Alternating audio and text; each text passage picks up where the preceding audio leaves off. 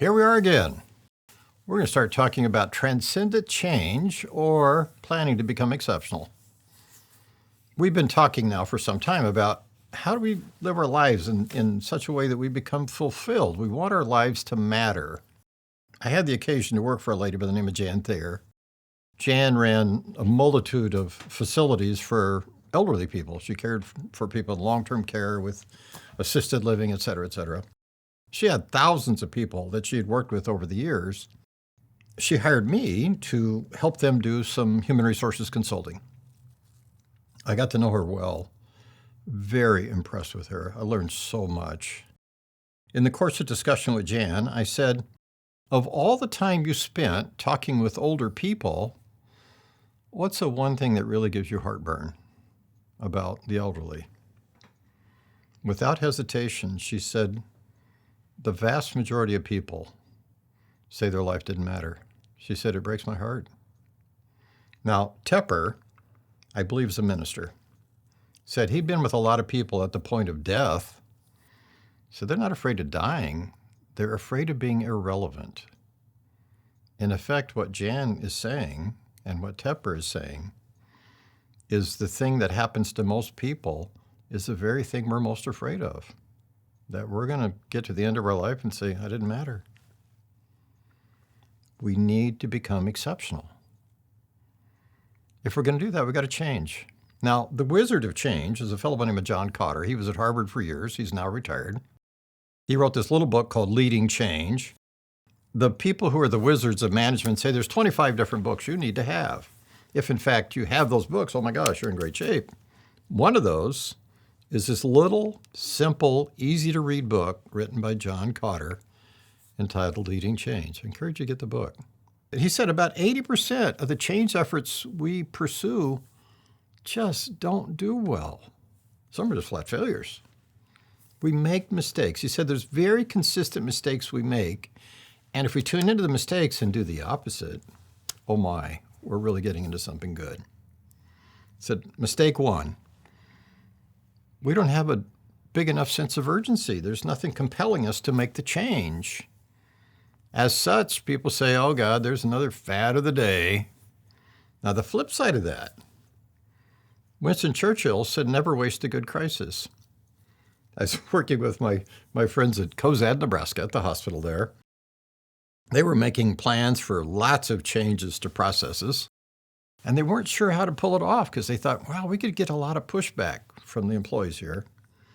You know, the changes need to happen, but it's going to be a lot of work and take a lot of time and add some complexity in places. Could be rough. And then they got hit by one of the worst hailstorms I've ever heard about. Oh my gosh, they got pounded. Poor guys. In any case, they had to make the changes. So they had no substantive, I won't say they didn't get any, no one distressed about the changes, but people understood the changes need to happen because the building would not permit them to operate like they used to. The hail actually went through the roof, if you can imagine. A second error, according to Cotter, we make is we don't have enough clout on the people leading the group. We don't have a powerful coalition. If you're going to make a change, you got to have people who've got the stuff necessary to make it happen. They can make the change happen. Next up, there is not a clear and compelling vision. It's mucky. And we don't communicate it adequately. They might put out a couple of memos and have a meeting or two and call it good. That won't work. You've got to over-communicate, not under-communicate. We get hit with obstacles and go, oh my God, we got obstacles. We're just not going to get done with this. Be ready for the obstacles, for criminy sakes. We don't have a sense of progress. We don't have any short-term successes. Some of these projects that we take on or change efforts are so big that we need some interim steps saying you have made progress. You are approaching a state of complete success, but you're not there yet.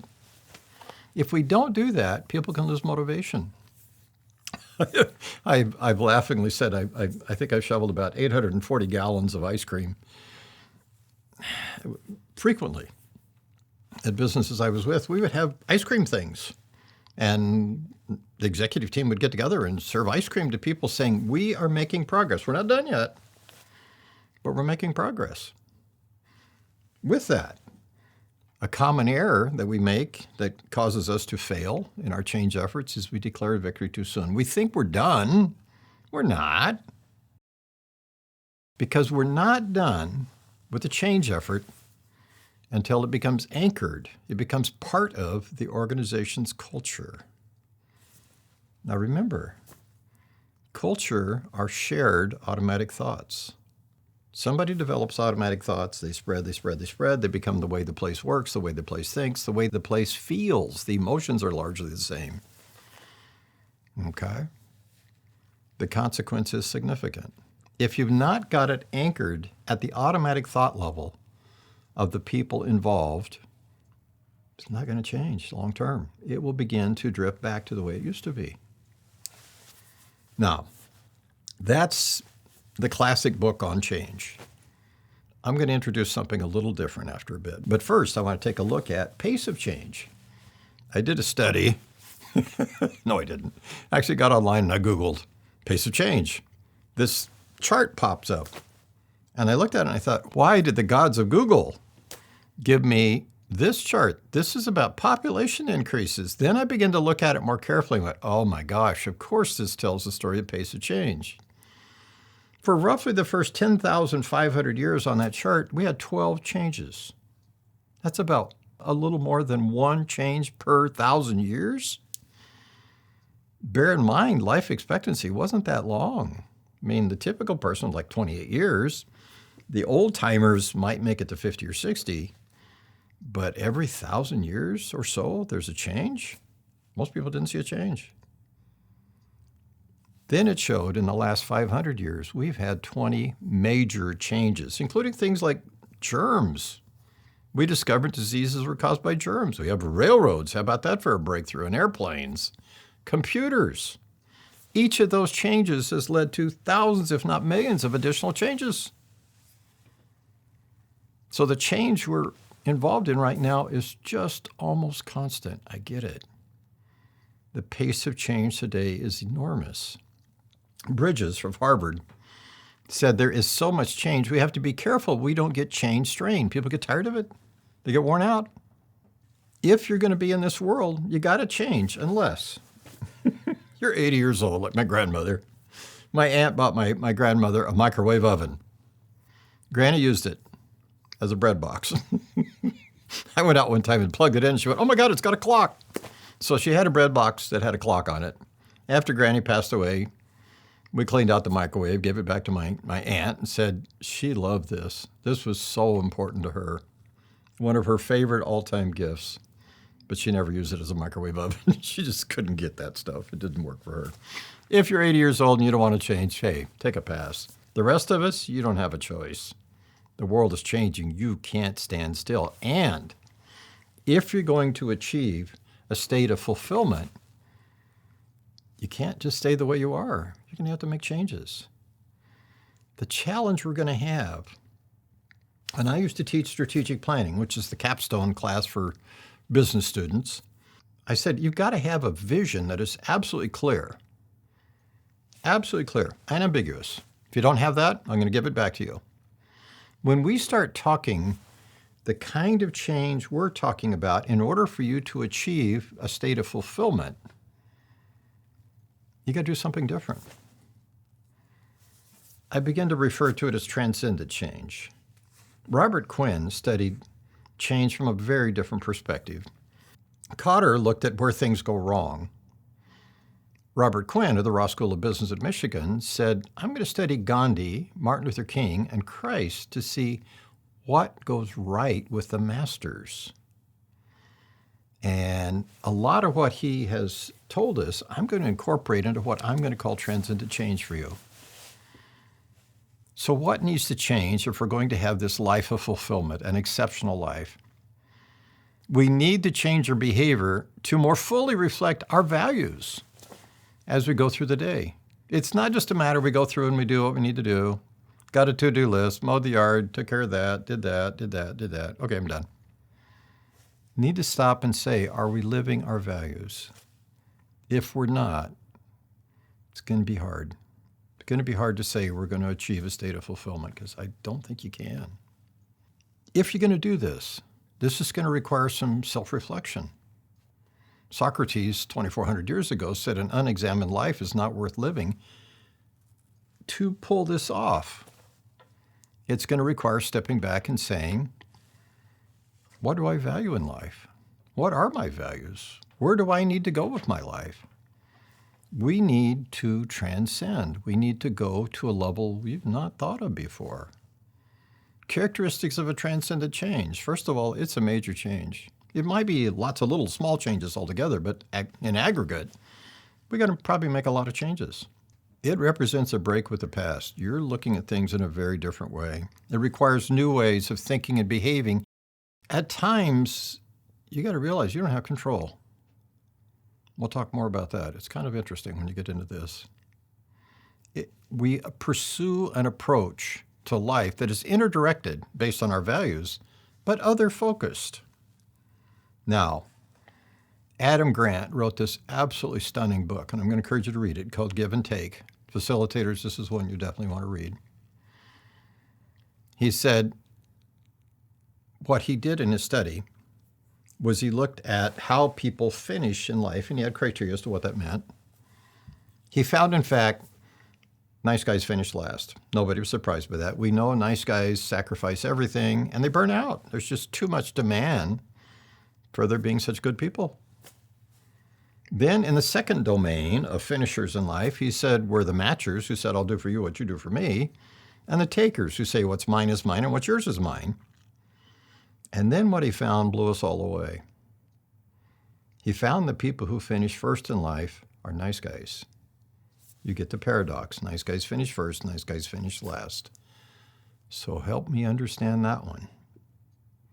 What he found was nice guys who have a plan for their life. They know what they want and they go for it.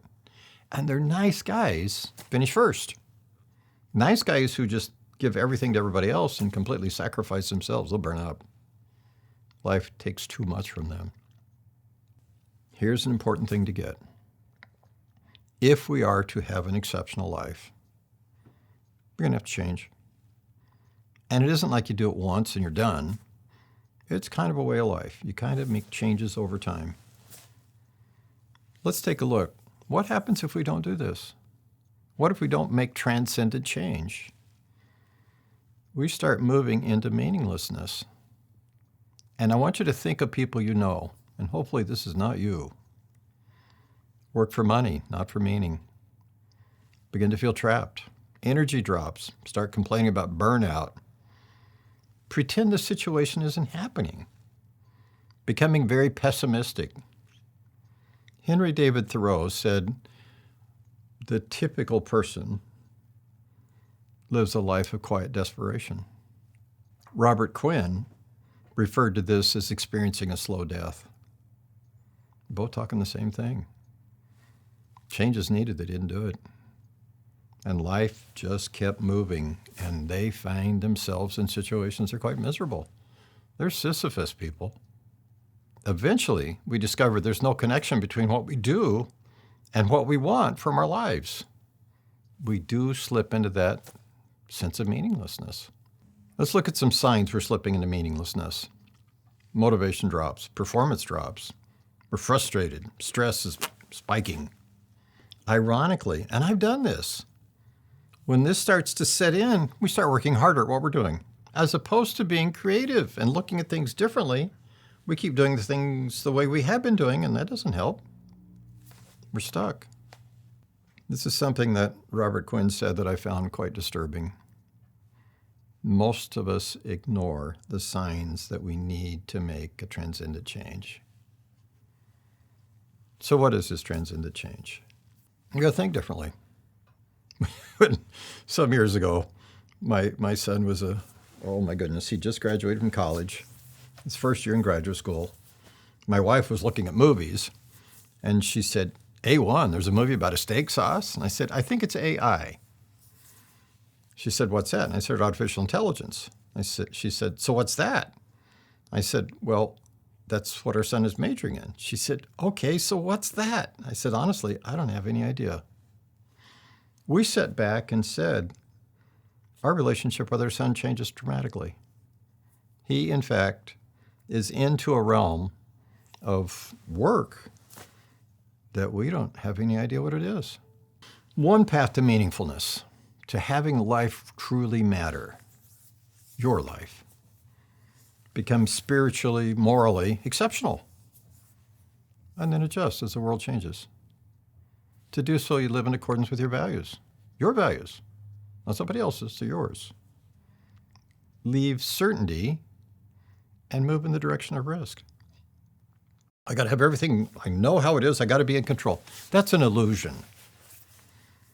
When you start moving into the world of fulfillment, yeah, it's going to feel riskier, but you know what? It isn't terribly riskier than what you're currently doing. Need to view the world differently, more effectively. We need to see ourselves and how we fit in the world differently. So how do we make this transcendent change? Begin by looking at our fundamental beliefs. The mythology is what Robert Quinn referred to it as, and you might need to re-mythologize, meaning you might look at some of your beliefs and say, what needs to change? As we're doing this re-mythologizing and looking at some of our fundamental beliefs and saying, oh, some of these got to change because what I thought was the way the world is really isn't accurate. It's not going to get me where I need to go to achieve fulfillment. Second, you might have to redefine your purpose in life. As we got to thinking about our son being in AI, wow, my wife and I sat down and said, we can't think of raising this boy like we used to because we don't even know how to talk to him about what he does for a living. Quite incredible. And by the way, he now has that PhD in AI, and oh my gosh, what he works in is Star Trek. I don't get it. Mark Twain said something very important for us in this context. He said the two most important days in your life are the day you were born and the day you find out why. That's what we're saying here. Why do you live? What's the point of view? When we look at transcendent change, it's different than what I taught in strategic management and the change that required with that, because as much as I said, the purpose has to be specific and clear, transcendent change doesn't work that way. Pretty often, it's fuzzy. Our vision for where we're going is fuzzy. Let me give you an example. I gave a talk at the Nebraska State Capitol one time, and for those who know that building, they know the parking is terrible. So I took my yellow tablet, and I kept track of where I parked, and every turn I took, I made a note of, and I had it all mapped out. Things were good. Went, gave my talk, went to another building, came back to the state capitol, realized I'd left my tablet in the other building that told where my car was. And I thought, oh, this could be just simply terrible. I thought, well, I'm going to give it a go. I remember pretty sure I came in the east door. So I went out the east door and I looked and I went, there it is. I think I need to go down that road. So I walked that way for a way and I went, well, I think I need to turn here. And I did that for a ways, and I backtracked a couple of times, and ultimately, I walked right to my car. When we, in fact, are moving in the direction of fulfillment, we're going to have a fuzzy vision to start with. We're going east. And we get lost with confidence. What Quinn said, can't know exactly where you're going. But you go that way. And you start down that path. You're pretty sure that's the path you go on. You make adjustments as needed. As you get further out there, it begins to be clearer and clearer where you need to go. But you start with getting lost with confidence. In addition, we need to build the bridge as we walk on it. I'll tell you a story. Had a vice president call me one time and said, wow, I just got a call from corporate I'm pretty concerned about. They were talking about one of our managers who's really sharp. He's a great asset to us. But boy, are they getting frustrated with him. They're saying he's so hard to work with, and they pretty much let me know if I didn't take care of it, they would. I didn't like the sound of that. Can you help? I walked back into the office, and son of a gun, there he was, talking to one of the folks in my area of responsibility, in my domain, that really liked to work with people problems. And I thought, perfect. So I walked into the office where this individual was, and the fellow who had challenges with corporate were both, and said, "Hi, how are you?" And we had a nice chat. And I said, "How are things going?" And he told me all the things that he told me many times he was so frustrated with corporate about. I agreed with him. I saw his points. They were all well made. But it didn't matter. That's the part he didn't get. Now, typically, one could say, you just need to lump it and do what's necessary. Let me give you another option.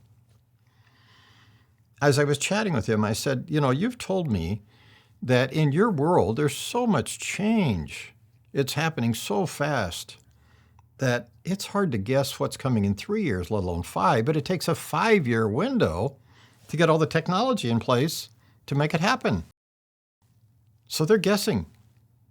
What's the future bring? They have a fuzzy vision. That's what I explained to him, what a fuzzy vision was. I said, they're having to move forward with confidence. I explained what that was. I explained building the bridge as you walk on it. Building the bridge as you walk on it means you try stuff. If it works, you keep it. If it doesn't work, you throw it out. And as you build the bridge in the direction of wherever you're going, ultimately you go, oh, that's where the bridge needs to go. But you got to walk clear out on the bridge to get there. I said to him, my read on your situation, and it's a very challenging situation that a lot of people are finding themselves in anymore. I'd call corporate and say, how can I help? Once they get that bridge built, if I can continue with that metaphor, they're not going to come back to you and say, should we tear this down? All these processes we built, all this equipment we purchased, should we throw it all out? What do you think? They're not going to do that. Ask them now how you can be involved, how you can help. Some months later, the VP got a call, and they said, wow, what did you do? He's now our best guy. He is really helpful. Well, he went upstairs that very day and made that call, and he got involved. He moved forward with confidence, and he built the bridge as he walked on it, and right along with the other folks at corporate, he was part of the effort, and he made a difference and liked it. He retired from the job. Stayed there the whole time. Let me tell you about my own personal vision, how this came about. I was in a situation whereby I got something of a strong suggestion to apply for awards for work that we'd been doing at our place, so I did. Sent them off. I actually had a guy who writes a whole lot better than me rewrite them. We sent them off and said, okay, we're done that, finished. Forgot them. Months go by. One day, everybody's gone from the office. I come out. I told my wife, I said, this would have been a Frank Capra moment if this would have been black and white and there would have been violin music in the background. Well, it wasn't black and white. It was in color and there was no music. Just me. I reach to the top mail slot. I pull out this packet from Workforce Management magazine. And I thought, oh, it's interesting. Probably lots of ads, but I'll take a look at it. I got some time. So I ripped it open. Oh my gosh, it wasn't ads. That award we'd applied for months before, we won. So I called the boss and said, hey, remember how I was complaining about that award? He went, oh my Lord, how could we forget that? I said, well, I got good news and bad news about that award. He said, give me the good news. I said, well, we won. He was very supportive. I very much appreciated his kind thoughts. And I said, well, now let me give you the bad news. They want somebody to go from our hospital to the Ritz in New York City, in Manhattan, and pick up the award. My boss said, you're taking your wife. I said, Mike, they want 10 people. He said, done. Well, we actually found a lot of people from our corporation that live close to New York that were able to go, so it wasn't too expensive. And we all descended upon the Ritz in New York City, and what an experience we had. Well, I had learned over the years that one way to get some time away with my spouse is when I was going to be traveling out of town to tack a couple of days, 2 or 3 days on the end of a trip, and turn that into kind of a mini vacation. My employer didn't care. They said, as long as you pay for yourself and, during those days and your spouse's cost, we're fine with that. So that was a way I could use my vacation. Well, we decided to stay in New York City, and We moved to a much less expensive motel, obviously. And then we thought, you know what? After walking and walking and walking for days, we thought we'd just jump on a van and tour Manhattan. Our tour guide was an off-duty New York City police officer. It was a great tour. Very much enjoyed it. At one point in time, we stopped by the Dakotas. The Dakotas is where John Lennon and Yoko Ono lived. It's also where John Lennon was killed. And we were standing right at the gate by where he was killed. And I looked across the street, and there's this big patch of sidewalk. In the middle of it is this beautiful mosaic in like blue and gray stone. And it's got the word Imagine emblazoned across it. Very attractive. Well done. Of course, it was in honor of John Lennon. I believe it was Italy that donated that mosaic. In any case, I talked to the the tour guide, who happened to be an off-duty New York City police officer, as I mentioned. As I'm chatting with this guy, I said, can you tell me about this fellow? This guy, this little fellow, is just scurrying about. He's adjusting flowers and moving them here and there and there, and he's working so hard getting the flowers just right. I said to him, I said, what's this tale of this fellow? He said, well, he is really seriously mentally ill. He's got a lot of problems. But he goes out on days that weather permits. He goes to dumpsters and finds flowers, cleans them up, takes them to this mosaic, and spends a whole day arranging and rearranging the flowers. At the end of the day, he cleans them up. He's never a problem. We talked to all the players involved. Everybody said, fine with him. So we leave him alone. So I had to go talk to him, of course. Well, in the course of discussion, I discovered the gentleman was really quite schizophrenic. Our time there ended. Got on a jet. We're flying home. My wife's asleep. I'm looking out the window at clouds. There wasn't much going on. I got to thinking about that fellow. And part of me was just a little bit jealous. Even though he had this terrible problem in life, he had absolute clarity of his purpose. That was to put those flowers on that mosaic day after day after day in honor of John Lennon. I didn't have that kind of purpose. Well, time went on, and I forgot about it. I'm in front of a group at one point in time. I was asked to give a talk on creating personal vision statements. I thought this could be fun, so I put together something, not very long. As I got done, I got asked a question I wasn't ready for. The fellow said, "What's yours?" I thought, oh, I got a problem. I don't know. I don't have one. We had flip charts. So I turned to the flip chart and I wrote the word imagine.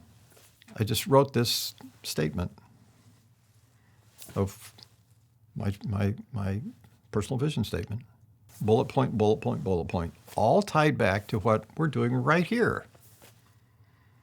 And using this kind of training, making this kind of training to as many people as possible, because we've seen quite striking benefits. Even in those days, I was seeing changes that were very attractive, not only to businesses, but to people. We saw as much impact at work as at home and vice versa. And then we saw people take the training home to their families and train them. I've been in training for lots and lots of years. I've been through all sorts of training programs. I've never seen this. I thought we're onto something good. Point 4, when in fact you're in transcendent change, everything we talked about to this point is about you, there is going to be a time, quite likely, when people start wanting to be involved in your change. At that point in time, you start bringing together groups. Remember, we're talking the approach Gandhi, Martin Luther King, and Christ used. It went from them changing to people becoming involved. They stopped looking simply at me and started talking about us. As they did so, they got people involved who had the competencies, the skills, the abilities, the knowledge necessary to make things happen. And they also recognized something quite critical. Relationships matter. And in the world of group efforts, there's politics involved. Now, politics I'm describing as the art of the possible. I'm not talking about what happens in the government world. That's not what I'm referring to here, heaven forbid. We've got to figure out what we can do and what we can't do, and you move in the right direction. When you have an individual who just simply stops at the point in time where we're just going to focus on technical competence, and they say things like, well, you know what, we should just be concerned here about how you do the job. That should be all that matters. Those folks sometimes are really problematic. I'll tell you a story. Had a fellow who had skills that were absolutely critical to an organization. They had to have them. He's the only guy who had them around. They hired him, brought him into the group, went to work with him, promised him promotions if he would stay, and they did promote him. As they promoted him, they brought people in to take over the skills at the lower end that he used to do. The further up he got promoted, the more other people took over his skills. Well, at one point, he stopped being promoted. The reason for that, he was a jerk. He was using his very rare technical skills as a club. He was a bully. There aren't a whole lot of people in the world I don't like. I didn't like him. When he had a retirement party, I understand very few people went. I didn't go. Wasn't any real reason I would have, so that's not surprising, but other people didn't go either. He left that job, took another job in the area, and within 2 years was gone, and nobody that I know of even knows where he went. He didn't get it, that it's not just about technical skills. If you're going to bring a group together and make it work, you've got to tune into relationships. You've got to tune into the fact that there is this effort, this low-grade conflict going almost all the time in groups. It's normal. It's okay. No reason to be upset about it, just the way it is. Get good at it. Now you've got a group. The people have the skills you need. They have the competencies to make things happen. Got good relationships. There is this low-grade, gentle pushing and shoving going about in the group, normal, as people work out what they want out of the group. No reason to be upset by that. Just deal with it. But there's something more. A transcendent leader sees something in groups of people, whether that be on the job, whether that be in a club, whether that be in a church. They have something very different that the transcendent leader sees. They see the organization has a basis in morality. Give you an example of how morality makes a difference. There was a company some years ago called Enron. Enron was a merger of a company in Omaha called Internorth and a company in Houston. They created this new company called Enron. They brought in people to run this company that were powerhouse executives. These were from some of the top consulting firms in the world. Incredibly bright people, had high emotional intelligence. The book about them is entitled The Brightest Guys in the Room. What they missed was moral reasoning. At Enron, their CFO, Andrew Fastow, made a decision that he would create phantom companies offshore and would take the debt of Enron and put them in those phantom companies. They didn't exist. But the debt wasn't on the books for Enron either. And then went to Arthur Andersen, their auditor, and said, we give you a lot of money for auditing. If you don't go along with this, you're going to lose that money. We'll give it to somebody else. So they went along with them. Absolutely inappropriate, but they still said it was okay. Investors gave a lot of money to that company, including the employees of Enron. And part of the reason they gave so much money, the employees gave so much money to Enron, was Kenneth Lay, their CEO, said, you need to invest more in this company. It's so incredible. At the very same time, he was selling his shares. Well, the inevitable happened. It went broke. They got caught. And when they got caught, people went to jail. Lots of problems. And Enron is gone. WorldCom is another one. They had real problems with the moral structure of the fundamental beliefs of an organization. The moral system is how it's carried out. And people who are transcendent see that. They look at the morality of an organization. Health First is another one that's problematic. Let me talk about a good one, Tom's of Maine. Before, I talked about the beliefs of Tom's of Maine. Tom Chappell borrowed $5,000, started a company, he and his wife. At the end of their career, they sold 84% for millions of dollars. What they did was they said, these are our beliefs. We will not vary from them. Those are the moral structure. Now, we're not tucking words on the wall. When people say these are our values and they put words on the wall, well, Enron had the word integrity on the wall. No, these are the true beliefs of the organization. There's ample evidence that words on the wall are, in many organizations, essentially meaningless. And to get this again, I want to say this again. Moral structure are the beliefs of the organization. The moral system is how that moral structure is carried out. And people who are transcendent get this. They understand that. Think Martin Luther King, think Gandhi, think Christ. What did they do to have such incredible, massive, long-term changes? They did this. They built a moral structure and they had a moral system. Well, all of them did. You can't use a typical strategic planning process. It just won't work. Martin Luther King gave absolutely amazing guidance. He was standing on the steps of the Lincoln Memorial, and he had a big stack of cards getting ready to give his talk. And one of the folks that were there with him leaned forward and said, "Martin, just put the cards aside." He put the cards down, he walked to the podium, and he said, "I have a dream." If you've not heard that speech, you need to. Facilitators, listen to that 2 or 3 times. That is the consummate fuzzy vision.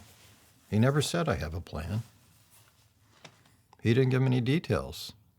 He just talked about what does it look like when you go east. And he moved forward with confidence, and he built the bridge as he walked on it. And ultimately, the Civil Rights Act of 1964 was passed, and Jim Crow laws were gone. He did it. Let's look at barriers to change. Big surprise, there's barriers to change. There are changes that come from the group itself, comes from the organizational culture, come from the fact that we're scared, we're afraid. We're worried about what this could involve. The group itself can discourage transcendence. Organizations, as much as they say, "Oh, you need to change," really prefer consistency, not change. I'm a great fan of process improvement. I think it's wonderful stuff. But process improvement does not like change. It likes consistency. You only change when there's a need to improve the process. Well, sometimes the process is just wrong. Worlds change. Organizations in general prefer a few small changes. If you want to make a lot of changes in an organization, you've got to change 180 degrees and make 92-degree changes. They tend to fly. That isn't the way transcendent change works. Organizational cultures emphasize status quo, leaving it as it is. Sometimes if you have multiple layers of hierarchy, you can get so bogged down in the decision-making processes. It's so bureaucratic. We talk about economies of scale. As you get bigger, you get economies of scale, which is true up to a point. But business people know that at some point in time, the economies of scale give way to diseconomies of scale. The bureaucracy becomes so burdensome, it's hard to get anything done. The great big monolithic companies, they're not known to be able to switch quickly as the world changes. They just can't. They don't do such a good job of that. And in today's world where there's a lot of change, that can be a real problem. There can be situations where top-down change are the only changes that are permitted. I know of an individual who was in charge of innovation for a company. One day, he called me and let me know that he'd quit. And I said, "Well, I don't know how much money you made, but I got a feeling it was quite a lot. So I got a question. Are you nuts?" He said, "Well, yeah, but no." He said, "The reality of it is, I got told quite clearly that the only innovation that they wanted, even though I'm the chief innovation officer, the only innovation they wanted was from the corner office, the guys in the C-suite. They wanted me to help them be innovative. That's it. They didn't want any other innovation. The only change came from the top. What's more, their COO met with all the managers at the various organizations they had in the whole business and said, we make all the decisions at corporate. If you don't like it, get out. A lot of them left. A lot of the top managers left. Short-term thinking can get you in trouble.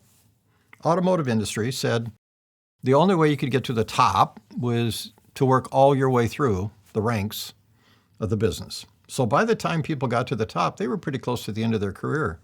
They were not looking for long-term goals. It almost killed the automotive industry in our country because all their goals were really short-term. Sometimes the top just does not support change. Sometimes there's a lack of vision that involves change. Sometimes there is fear. Now, intriguingly, fear is somewhat caused by the socialization process. As we bring people in, we train people to conform, to be a team player, to fit within the organization. There's a book entitled The Training of Elephants. Quite interesting. They tell about how when they're trying to get an elephant to not run off, they put this incredible stake in the ground. It's huge. They tie this massive rope to it. They put it around the elephant's leg, and then the elephant spends days pulling against that rope. Can't move it. It's not going to give. After a time, the trainer puts a smaller rope on there, and then a smaller rope and a smaller rope and a smaller stake. Pretty soon, the elephant could pop that rope in a moment, get that stake out of the ground. Wouldn't take up any effort at all, but they don't even try. They make no effort. To a certain extent, that is the way we bring people into organizations. We train them not to take risks, not to pull against the rope. The net consequence, people get to a point that they just conform. And that kind of conformity can be problematic. Helps in some ways, but we've got to have people who are willing to step outside of boundaries and go in different directions. Gandhi, Martin Luther King, and Christ. These are people who did not conform. As this happens, as people get locked into conformity, they get discouraged. They start feeling helpless and pessimistic. Everybody begins to think things can't be fixed. I know of a company had 2 divisions.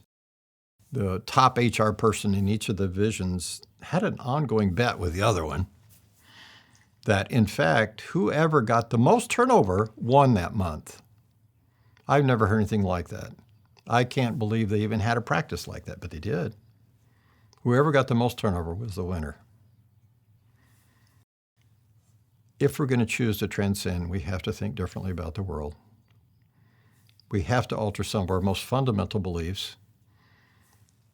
It may involve a radical, deep change and may not involve an incremental change like we're used to. We might have to make the big ones. To do these kinds of changes, you got to get lost with confidence. When this happens, you're not in control. You kind of just have to go with the flow and let things evolve. Got to overcome barriers. B.C. Forbes said something about barriers. He said, history has demonstrated that the most notable winners usually encountered heartbreaking obstacles before they triumphed.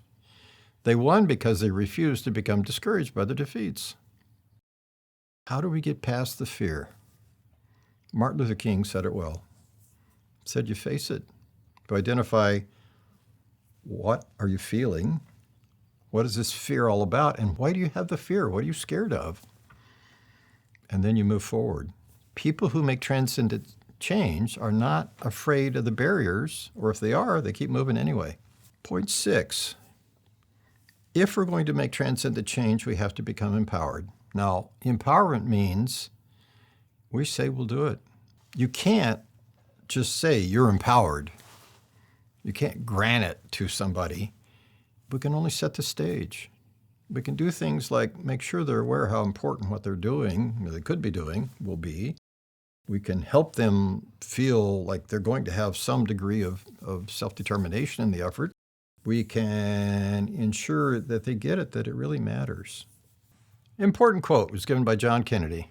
He said, "A man does what he must, in spite of personal consequences, in spite of obstacles, dangers, and pressures, and that is the basis of all human morality." Other people can't empower us. It's a choice we make ourselves. If the person doesn't say, "I'll do it," it doesn't matter. When they do, when people are empowered, there's incredible things happen. Niker National had a problem. People were stealing lunches out of the refrigerator, out of the employee's refrigerator. Managers thought, God, what do we do? They put a chain on the refrigerator. Well, pretty quickly that idea got thrown out because somebody's got to keep a key then, and somebody's going to let people in the refrigerator and out of the refrigerator, and people are coming and going all day long. They said, we're going to have a full-time person there just to let people in and out of the refrigerator. Well, that doesn't make sense. So they talked about getting a security camera and went, oh my God, that's pricey. Plus, we got somebody watching the camera. We're right back to the same problem we had before. And they thought, so how do we handle this mess? They went to the employees and said, what do you recommend? The employees were empowered. They said, we'll address this. They came back and said, here's what we think. If somebody's stealing lunches out of the refrigerator, they're hungry and they don't have enough money to buy food. Why don't we put together a food pantry? So they did. And the problem went away. The folks who didn't have enough money for lunch that were hungry got a lunch. And the people who brought their lunches didn't lose it because somebody stole them. Let's take a look at the road to becoming exceptional. We make a transcendent change through choice. We live within our own values. And then we start focusing on others. We get a real clear picture of our own values, which will come. And then we start focusing on others. Remember Adam Grant's give and take. This alters how we see the world. It becomes our internal compass. The first changes to us, seconds to relationships, and then to organizations, communities, or groups. Gandhi, Martin Luther King, and Christ saw relationships differently than the rest of us. They said in relationships, in groups, there is a common purpose. It's the presumption that they make. If you think of the groups that these people led, there was a presumption that they have a common purpose. Everybody works for the benefit of everybody. They make contributions that exceed a narrow self-interest. Some will actually sacrifice to maximize the benefit to others. Members of a group like this are creating a community ready to transcend. Such groups have clarity of purpose, high standards of performance, high levels of trust, supportive relationships, and an emphasis on learning and change. Important to understand that a community begins to transform when an inner-directed and other-focused person begins to create a vision of a community like that. The intent is to create a group, a community, that's values-based. The group has a good moral structure. It has good moral systems. They're working to meet a calling, a vision, if you would, that is linked to some positive and constructive change in the world. People are drawn to these kinds of communities, and the people in these communities are compelled to a higher level of effectiveness than they would be otherwise. In fact, their values don't provide any acceptable alternatives. They have to do it. These people come from all walks of life. They're not prevalent in more than one job than another. We can all do this. To transcend. We can't be content with what others want us to be. We have to be who we truly are. We don't just conform. Most who commit to a values-driven life see dramatic change in their lives. They commit to a life purpose. They act on that commitment. They develop a sense that they're making an important contribution, that they matter. They don't do this for money or status. They move forward in spite of criticism, in spite of people saying what they're doing can't be done, in spite of others saying they shouldn't do it. They also do something very differently with emotions. They don't react to their emotions. They're not searching for what will make them happy. They actually assume responsibility for their emotions, and they're able to do this. Facilitators is sounding important, like emotion regulation. They move forward no matter what their temporary emotional state will be because they're morally driven. And as a consequence, they begin to improve the world because it's the right thing to do. They don't need any other justification. And they don't wait. Anne Frank, that poor little thing, said something very important for us on this matter. She said how wonderful it is that nobody need wait a single moment before starting to improve the world. You can start this right now. Think Gandhi, think Martin Luther King, think Christ. What did they do? They did transcendent change. Is it time for you to make such a change? Something to ponder. It'll change your life in a really good way. I encourage you to do it. Thank you.